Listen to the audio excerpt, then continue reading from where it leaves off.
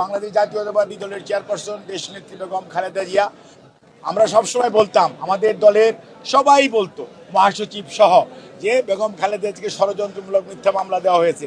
আজকে প্রমাণিত ওনার বিরুদ্ধে যে সমস্ত মামলা দেওয়া হয়েছে সেই সমস্ত মামলা ষড়যন্ত্রমূলক ও মিথ্যা মামলা ছিল দেখে সেগুলো কিন্তু খালাস হয়েছে আলহামদুলিল্লাহ। এবং আজকে আমাদের দলের ভারপ্রাপ্ত চেয়ারম্যানের বিরুদ্ধে যে মামলাগুলো ছিল একটার পর একটা যখন আদালতে যাচ্ছে, আদালত থেকে কিন্তু প্রায় সকল মামলায় খারিজ হচ্ছে। সবগুলো এখনো হয়নি, এখনো বেশ কয়েকটা বাকি আছে।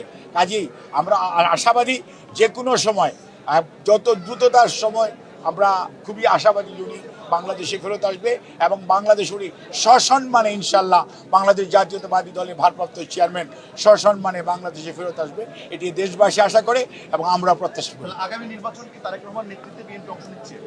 তারেক রহমান নেতা, তারেক রহমান নেতৃত্ব দিচ্ছে। তারেক রহমান বাংলাদেশের গণতন্ত্র পুনরুদ্ধারের নেতৃত্ব দেওয়ার নেতার নাম জনাব তারেক রহমান। বাংলাদেশ জাতীয়তাবাদী দলের চেয়ারপারসন দেশনেত্রী বেগম খালেদা জিয়া, আমরা সবসময় বলতাম, আমাদের দলের সবাই বলতো, মহাসচিব সহ, যে বেগম খালেদা জিয়াকে ষড়যন্ত্রমূলক মিথ্যা মামলা দেওয়া হয়েছে। আজকে প্রমাণিত ওনার বিরুদ্ধে যে সমস্ত মামলা দেওয়া হয়েছে সেই সমস্ত মামলা ষড়যন্ত্রমূলক ও মিথ্যা মামলা ছিল দেখে সেগুলো কিন্তু খালাস হয়েছে আলহামদুলিল্লাহ।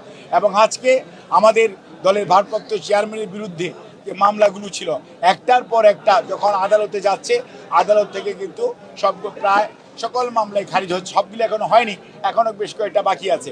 কাজেই আমরা আশাবাদী যে কোনো সময়, যত দ্রুততার সময়, আমরা খুবই আশাবাদী উনি বাংলাদেশে ফেরত আসবে এবং বাংলাদেশ উনি সসম্মানে ইনশাল্লাহ বাংলাদেশ জাতীয়তাবাদী দলের ভারপ্রাপ্ত চেয়ারম্যান সসম্মানে বাংলাদেশে ফেরত আসবে, এটি দেশবাসী আশা করে এবং আমরা প্রত্যাশা করি। আগামী নির্বাচন কি তারেক রহমান নেতৃত্বে বিএনপি অংশ নিচ্ছে? তারেক রহমান নেতা, তারেক রহমান নেতৃত্ব দিচ্ছে। তারেক রহমান বাংলাদেশের গণতন্ত্র পুনরুদ্ধারের নেতৃত্ব দেওয়ার নেতার নাম জনাব তারেক রহমান।